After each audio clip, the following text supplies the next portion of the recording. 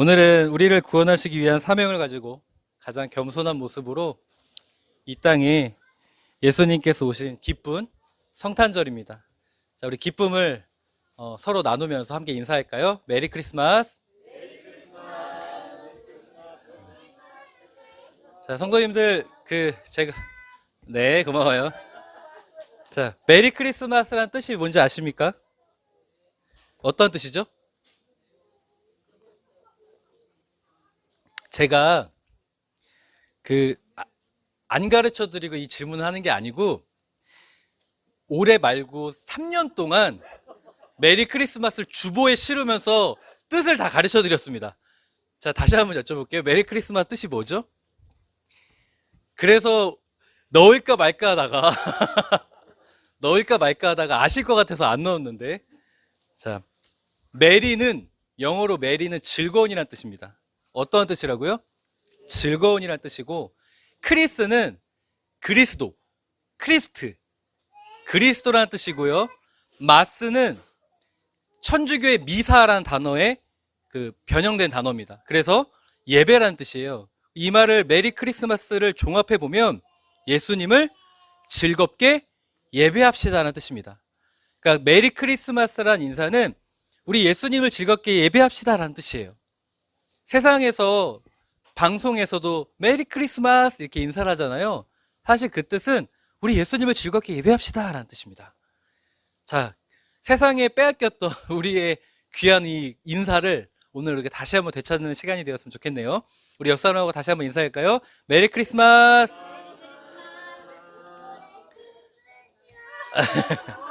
네, 우리 선우도 예수님을 즐겁게 예배하겠다 합니다. 네. 그러니까 이제 우리 앞으로 성탄절이 되면 이 메리 크리스마스가 이게 교회랑 무슨 상관인가 이렇게 생각할 것이 아니라 더 크게, 더 당당하게, 기쁘게 외칠 수 있는 우리가 되었으면 참으로 좋겠습니다. 자, 성탄절이죠. 제가 성도님들께 한번 여쭙고 싶습니다. 성도님들, 성탄절은 어떠한 날입니까? 성도님들이 생각하는 성탄절은 어떠한 날입니까?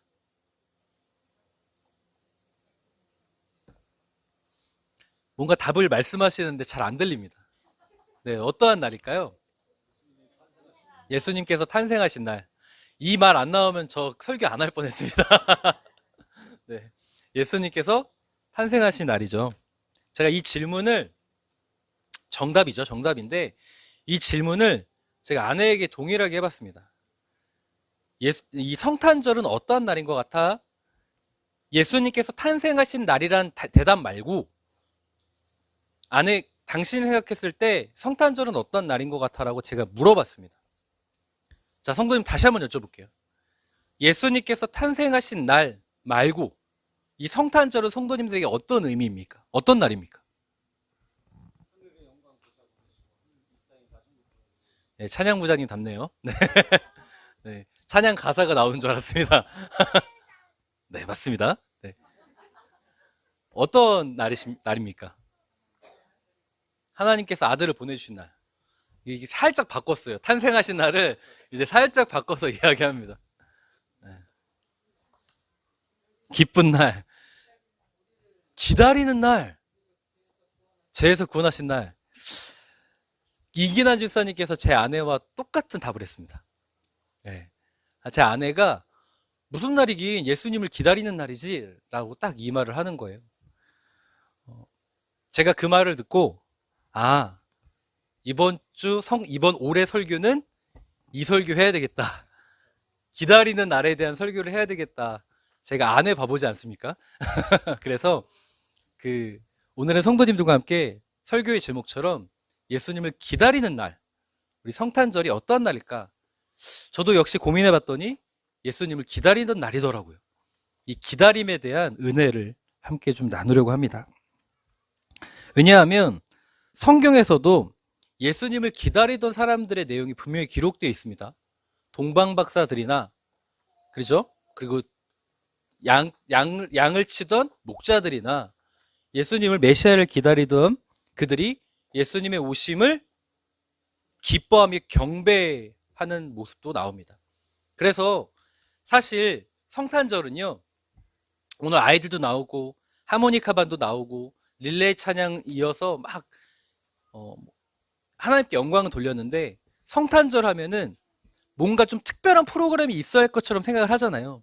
특별한 프로그램을 하기 위해서가 아니라 이 날은 예수님, 인사의 뜻이 뭐라고요? 예수님을 즐겁게 예배하는 날이에요. 예수님을 예배하는데 그 표현이 어떤 표현 있죠? 즐겁게 예배하는 날이기 때문에 축제의 분위기를 만들어서 예수님을 예배하는 것이고, 동방바사들이나 목자들처럼 예수님의 오심을 경배하는 날이에요. 즐겁게 경배하고 즐겁게 예배하기 위해서 이런 다양한 구성 프로그램을 넣어서 우리가 즐거운 예배를 하게 되는 겁니다. 저는 우리 사랑하는 성도님들이 이 성탄절날 동방박사 목자들처럼 예수님을 기다리되 정말 즐겁게 기다릴 수 있는, 즐겁게 경배할 수 있는 우리 성도님들 되셨으면 참으로 좋겠습니다. 자, 그러면 성도님들도 성탄절을 기다리셨습니까?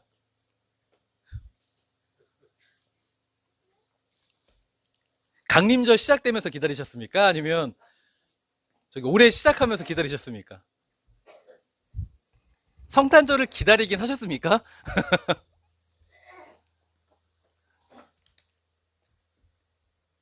제가 이 질문을 드린 이유가 있습니다. 제가 왜 성탄절을 기다렸는지라고 성도님께 여쭤봤냐면, 제가 처음으로 예수님을 만났던, 물론 예수님을 몰랐던 건 아니에요. 근데 제가 신학교로 가서 1학년 여름방학 이후로 제가 예수님을 인격적으로 만났습니다. 예수님을 만났을 때 처음으로 맞이하는 성탄절은 2003년도 12월 25일이었어요. 그때 제가 예수님을 인격적으로 만나고 난 뒤에 첫 번째 성탄절이니까 제가 어떤 마음이었겠습니까? 그 성탄절은 제가 이 말씀 때문에 펑펑 울었습니다. 요한복음 3장 16절 함께 읽겠습니다. 시작.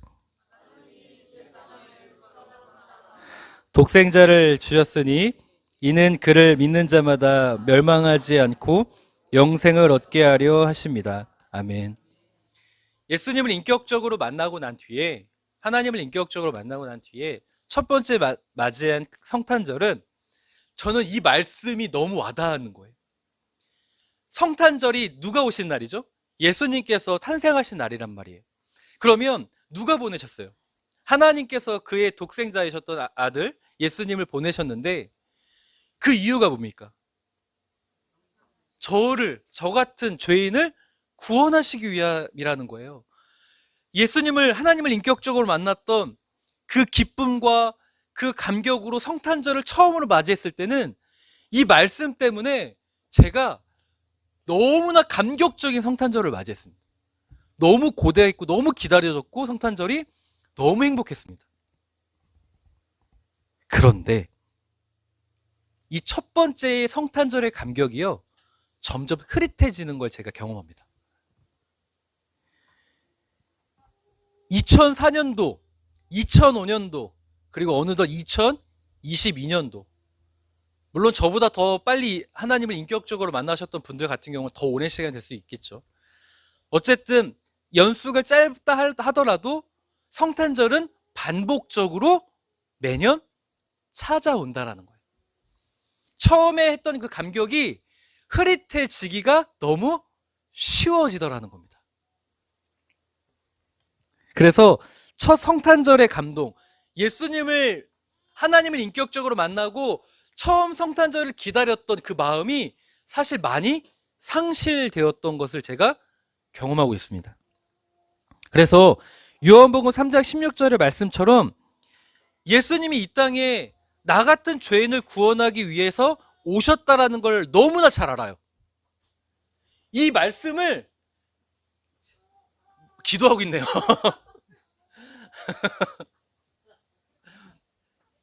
자, 어디까지 했죠? 네. 예수님께서 이 땅에 오신 이유를 너무나 잘 알아요. 신앙생활의 연수가 더 진행되면 진행되어질수록 하나님이 나를 사랑하신다는 걸 알고, 우리가 너무나 편안하게 대답했던 것처럼 성탄절은 예수님이 탄생하신 날이라는 것도 알고, 탄생하신 이유는 우리를 구원하시기 위함이라는 것도 알아요. 그런데 지식은 더 늘어나는데 마음의 감동은 희미해진다라는 겁니다. 성도님들은 어떠십니까? 저만 그런가요? 같으신가요? 작년의 성탄절과 올해 성탄절은 별 차이가 없나요? 그렇다면 작년부터 우리는 예수님을 그렇게 기다리지 않은 겁니다. 지식으로는 예수님을 기다리고 있고 머리로는 알고 있는데 내 마음으로는 예수님의 오심을 머리로만 알지 기쁜 마음으로 받아들이지는 않고 있다는 것을 오늘 우리가 겸손하게 인정할 수 있는 우리가 되었으면 참으로 좋겠습니다. 그런데 성도님들, 성탄절은요, 이기란 집사님께서 말씀하셨던 것처럼 예수님을 기다려야 됩니다. 예수님을 맞이해야 되고 예수님을 환영해야 됩니다. 동의하십니까? 지식적으로는 너무 잘 알잖아요. 머리로 너무 잘 알잖아요. 점점 흐릿해지고 있지만 머리로 너무 잘 알잖아요. 분명한 건 예수님을 간절히 기다리는 마음으로 성탄절을 맞이해야 한다는 건 분명한 사실입니다. 동의하십니까? 왜 그래야 됩니까? 왜 간절한 마음으로 예수님을 기다리는 마음으로 맞이해야 됩니까? 왜입니까? 알겠다고 했는데 이유는 없고 그냥 그런 겁니까? 우리를 구하러 오시니까. 네. 성경에서요, 우리에게 힌트를 줍니다. 제가 오늘 그 은혜를 좀 나누려고 하는 거예요. 예수님을 기다리는 마음으로 어떤 상황에도 예수님을 기다리고 흐릿해지는 것이 아니라 끊임없이 예수님을 기다리는 성탄절, 예수님을 기다리는 삶을 살아갔던 자에게는 성경은 우리에게 일맥상통하게 이야기하기로 그런 자에겐 은혜가 있다라고 말하기 때문입니다. 저는 우리 사랑하는 성도님들이 이 성탄절은 우리를 죄에서 구원하기 위한 그 하나님의 은혜 분명히 맞습니다. 동의하시죠? 그런데 플러스 그 더불어서 우리에게 예수님을 기다리는 자에겐 우리의 삶에 하나님의 섭리와 은혜가 있다는 것도 말씀한다는 것을 꼭 기억하고 돌아가는 복된 성탄절 되었으면 참으로 좋겠습니다. 저와 아내는 여행을 참 좋아합니다. 성도님들 여행 혹시 좋아하시나요? 오늘 저만 이야기하는 것 같습니다. 여행 별로 안 좋아하십니까? 저와 아내는 여행을 참 좋아합니다. 특히 중보하겠습니다. 건강을 위해서. 우리 성도님들 건강을 위해서. 특별히 저와 아내는 1년에 한 번은 꼭 속초를 가는 것 같습니다. 속초에 어디가 맛집이란 리스트가 인터넷을 찾지 않아도 대충 저희가 가는 몇 군데가 있습니다. 꼭 가야 되는 리스트 중에 하나가 문어국밥입니다. 이 고급 정보를 아무에게 알려드리지 않는데 그 문어국밥을 먹으면 속이 너무 따뜻해지는, 제가 그래서 목사님들 한번 모시고 아침으로 그 문어국밥을 함께 대접한 적이 있습니다. 다들 맛있게 드시더라고요. 속초 여행을 계획하면 저와 아내는 그 여행 되는 디데이를 정해놓고 기다립니다. 여행을 기다리는 거예요. 그런데요, 속초 여행을 가면요, 저희가 어디라는 걸 다 알지 않습니까? 속초가 워낙 좁잖아요. 좁기 때문에 웬만한 맛집도 알고 있고 어디를 가면 어디가 있다라는 걸 다 알고 있기 때문에 매년 가면 그렇게 즐겁지 않을 수도 있겠죠. 그런데 저희는 즐겁습니다. 왠지 아십니까? 그것도 맞네요. 네, 아내와 함께 하기 때문이기도 하지만 여행 가는 날을 기다리고 있었기 때문입니다. 성도님들, 여행 가는 날을 기다렸던 여행이 있고 기다리지 않았던 여행이 있어요. 경험해 보셨나요? 기다렸던 여행은 어떻습니까? 내가 기다렸던 여행은 너무 행복합니다. 근데 내가 기다리지 않았던 여행이 있어요. 왜? 불편한 사람이 있거나 그럴 때는 그 여행을 가면 불편합니다. 즐겁지가, 물론 나름대로 그 안에 맛있는 걸 먹고 하면 즐거울 수 있지만 보편적으로 즐겁지가 않습니다. 제가 이 이야기를 드린 이유가 뭐냐면 저와 아내가 속초가 뻔히 알고 있는데 매년 반복되기 때문에 1년에 한 번씩 가기 때문에 뭐가 뭔지 다 아는데도 즐거운 이유가 그 여행을 기다리기 때문이라는 거예요. 마찬가지로 성탄절은 매년 반복됩니다. 그리고 성탄절날 우리가 뭘 해야 되는지도 압니다. 성탄절의 메시지가 목사님들 설교가 거기에요. 아닌가요? 성탄절의 메시지는 하나가 나올 수밖에 없어요. 예수님께서 이 땅에 오셨다예요. 그 예수님을 경배해야겠다는 설교예요. 그래서 귀도 열려 있습니다. 다 알고 있어요. 그래서 즐겁지 않으십니까? 기쁘지 않으십니까? 기다리지 못하기 때문입니다. 그럼에도 불구하고 매년 똑같아도, 매년 반복돼도 내가 그날을 기다리는 사람은 성탄의 기쁨을, 그 은혜를 누릴 수 있다는 거예요. 전 우리 사랑하는 성도님들이 그래서 성탄절을 기다릴 수 있는 자가 되었으면 좋겠어요. 지식으로 아는 자가 아니라 다시 하나님, 제가 기다리는 마음을 회복할 수 있도록 도와주십시오라고 기도할 수 있는 우리 성도님들 되셨으면 참으로 좋겠습니다. 그래서 특별히 저는 예수님을 기다리는 사람, 그 기다리는 예수님을 향한 간절한 고백을 했던 그 사람을 오늘 소개해 드리려고 합니다. 자, 오늘 본문에 누가복음 1장 본문에는 누가 등장합니까? 사가랴 제사장과 그의 아내 엘리사벳이 등장하고 중간에 마리아도 등장을 하고 천사도 등장을 합니다. 그리고 나중에 사가랴 제사장 사가랴와 엘리사벳 부부 사이에서 태어난 아들이 세례 요한이죠. 그 이야기가 기록이 되어 있습니다. 근데 오늘 본문의 말씀 우리가 읽었던 67절부터 73절까지 뿐만 아니라 계속적으로 이어진 그 내용을 보면요, 굉장히 독특하다고 할 수 있습니다. 먼저 67절부터 어떤 내용이 나오냐면 68절을 보면 사가랴 선지자가 이런 말을 하죠. 하나님을 찬송하리로다. 다시 이야기해서 67절부터 어떤 내용이냐면 사가랴 제사장이 누구를 찬양하는 거예요? 하나님을 찬양하는데 하나님 앞에 감사 찬양을 하기 시작을 합니다.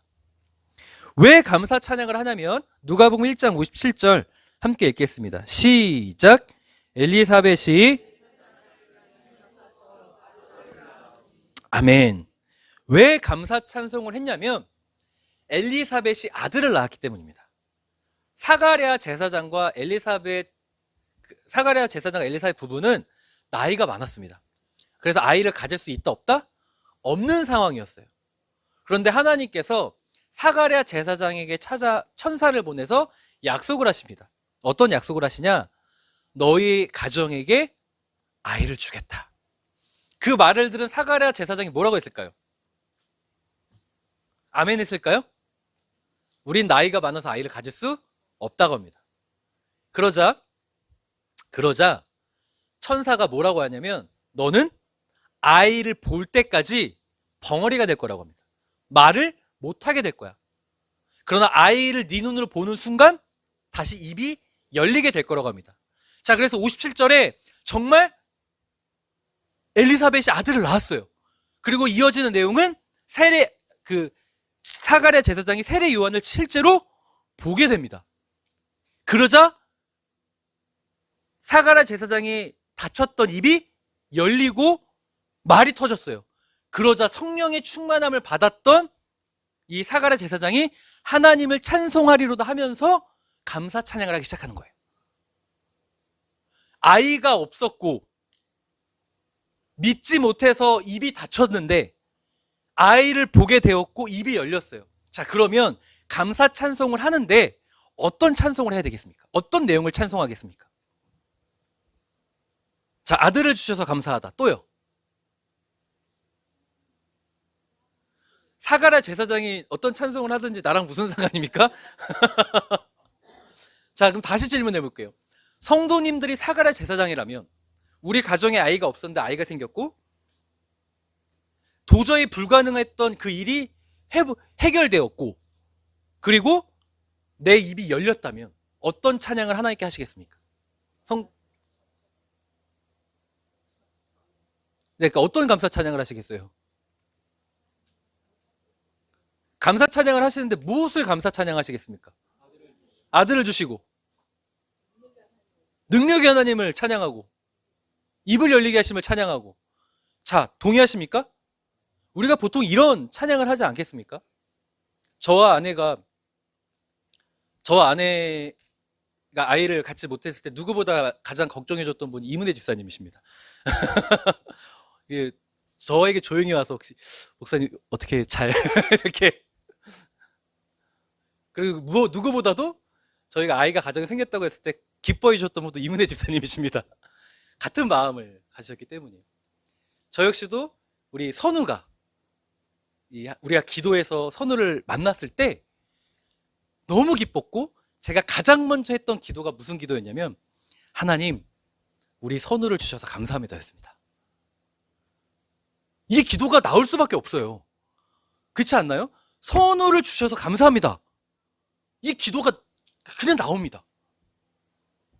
자, 그러면 사가랴 제사장도 이런 기도가 해야 될 거 아니에요. 우리는 상식적으로 그런 기도를 하지 않습니까?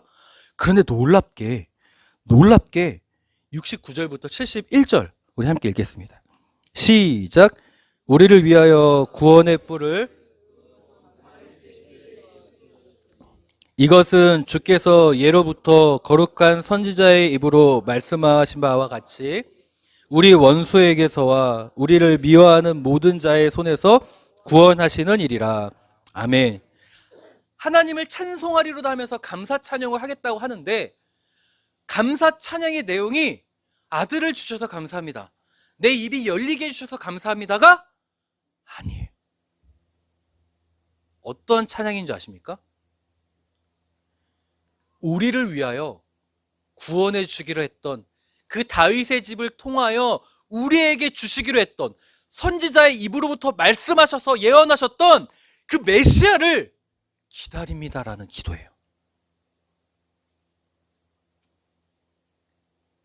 우리를 구원하시기 위한 그 메시아를 기다리겠습니다라는 찬양을 하기 시작합니다.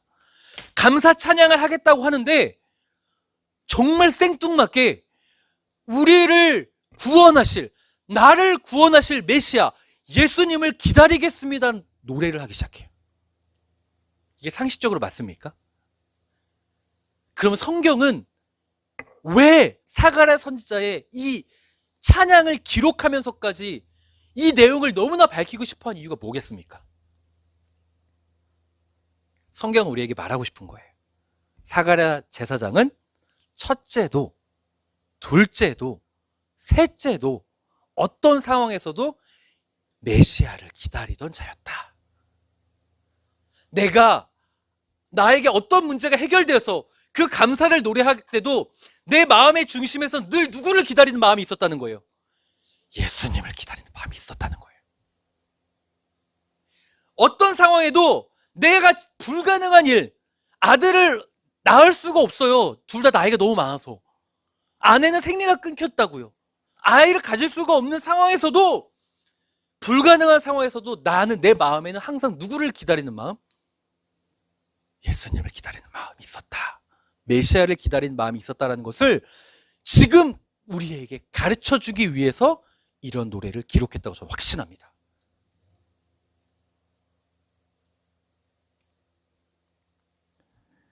사가랴 제사장은 첫째도 예수를 기다리던 자요, 둘째도 예수를 기다리던 자였다라는 것을 성경은 말하고 있는 거예요.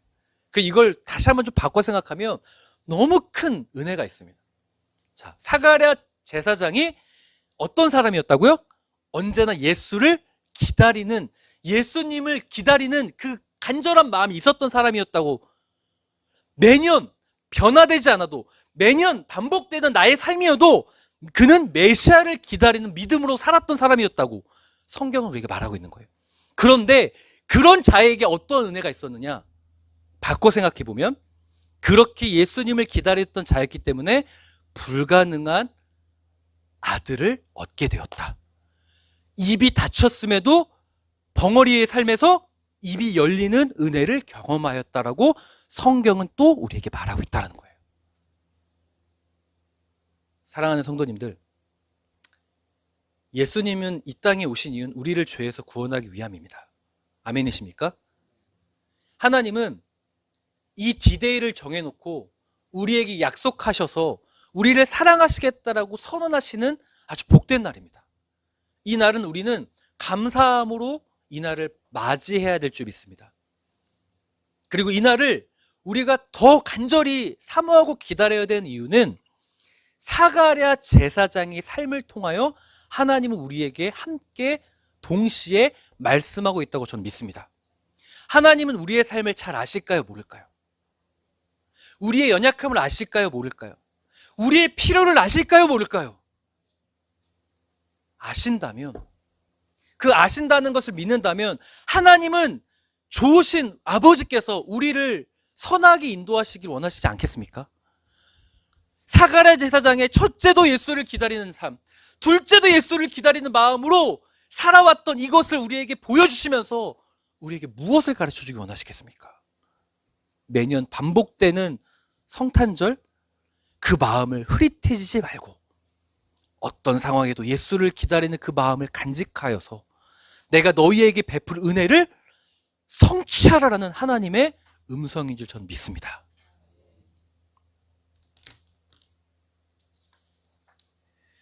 사가랴 제사장이 얼마나 예수를 기다리는 자였는지 잘 볼 수 있는 게 이어진 그의 노래 중에 나옵니다. 76절 우리 함께 읽겠습니다. 시작. 이 아이여 네가 지극히 높으신 이의 선지자라 일컬음을 받고 주 앞에 앞서가서 그 길을 준비하여. 아멘. 그의 아들을 위해서 기도하는데 뭐라고 기도해요? 너 잘 되라가 아니라 너는 예수님을 기다리는 자가 되어라 라고 기도하는 거예요. 너는 메시아를 기다리는 자가 되어라. 그의 가정은, 그의 삶은, 자녀에게 물려줄 믿음의 유산은 너는 예수를 기다리는 자가 되어야 한다라는 믿음의 유산을 물려주고 싶은 거예요. 성도님들, 제가 성탄절이기 때문에 매년 반복된다는 개념을 했지만 성경은 노골적으로 말하길 늘 항상 예수를 기다리는 자가 되어야 한다는 것을 우리에게 말하고 있다는 것을 꼭 기억하셨으면 좋겠습니다. 실제로 세례 요한은 예수를 기다리는 자였습니까? 아니었습니까? 예수를 기다리는 자였죠. 그래서 누가복음 3장에 보면은 세례 요한이 외칩니다. 회개의 세례를 전파하면서 너희들은 주의 길을 예비하라. 지극히 높으신 이를 맞이할 준비를 하라라고 늘 외쳤던 자가 누구예요? 세례 요한이었습니다. 그랬던 세례 요한에게도 성경에게 동일한 은혜를 주기 시작하는데 누가복음 3장 2절 함께 읽겠습니다. 시작. 안나스와 가야바가 대제사장으로 있을 때에 하나님의 말씀이 빈들에서 사가랴의 아들 요한에게 임한지라. 아멘. 굉장히 재밌죠. 성경이 노골적으로 비교합니다. 안나스와 가야바는 대제사장이에요. 누구보다 지식적으로 하나님을 알아요? 몰라요? 잘 알아요. 성경에 대한 지식이 누구보다 뛰어나요. 성탄절, 그때 당시에 그렇게 성탄절이라고 하지 않지만 유월절이든 어떤 절기든 어떻게 지켜야 된다라는, 매년 반복되는 그 절기를 어떻게 지켜야 한다라는 방법도 너무 잘 알아요. 그런데 그들에게 하나님의 말씀이 임하지 않았습니다. 누구에게 하나님의 말씀이 임했다고 되어 있죠? 빈들에 있었던 세례 요한이었습니다. 성경이 의도적으로 밝히고 싶은 거예요. 어떤 걸 밝히고 싶냐면 하나님을 기다리는 자, 지식적으로 뛰어나고 많이 한다고 하나님의 은혜가 주어지는 것이 아니라 늘 예수님을, 메시아를 기다리는 마음으로 서 있는 자, 그 자에게 하나님의 말씀과 은혜가 주어진다라는 것을 우리에게 말해주고 있다고 좀 믿습니다. 사랑하는 성도님들, 성탄절은 하나님께서 자신의 아들이신 예수님을 우리에게 보내주신, 예수님께 탄생하신 날입니다. 그럼과 동시에 성탄절은 예수님을 기다리는 날입니다. 우리는 하나님이 보내셨다면, 하나님께서 이 땅에 내려오셨다면 우리는 성탄절을 어떻게 맞이해야 되냐면 그 오시는 예수님을 기다리는 날입니다. 하나님은 우리를 너무나 사랑하셔서 우리를 죄에서 구원하실 뿐만 아니라 우리의 삶의 힘듦과 고통 가운데서도 이 성탄절날 다시 예수님을 기다리는 마음을 통하여 우리를 회복시키시고 구원하시기를 선포하시는 날인 줄 믿습니다. 그러니 이 성탄의 기쁨을 누리십시오. 다시 질문해 보겠습니다. 올 2022년 성탄절 언제부터 기다리셨습니까? 지금부터입니까? 지금부터 그 마음을 회복하십시오. 강림절이라고 했지만 그냥 성탄절은 매년 반복되는 절기의 하루. 그날은 특별한 예배가 있는 날, 이제 더 이상 그렇게 받아들이지 마시고 특별히 강림절 기간이 되어지면 말씀을 펴고 예수님을 기다리려고 하는 그 간절한 마음으로 성탄절을 맞이할 수 있었으면 좋겠습니다. 그리고 성탄절날 그 기다림 때문에 누구보다 기뻐하는 메리 크리스마스를 외치는 우리 성도님들 되시기를 주님의 이름으로 축원합니다. 지금부터 세례 요한이 되고 지금부터 사가랴가 되어 주시겠습니까? 그 성탄의 기쁨을 함께 누리는 어부들 교회 되었으면 좋겠습니다. 기도하겠습니다.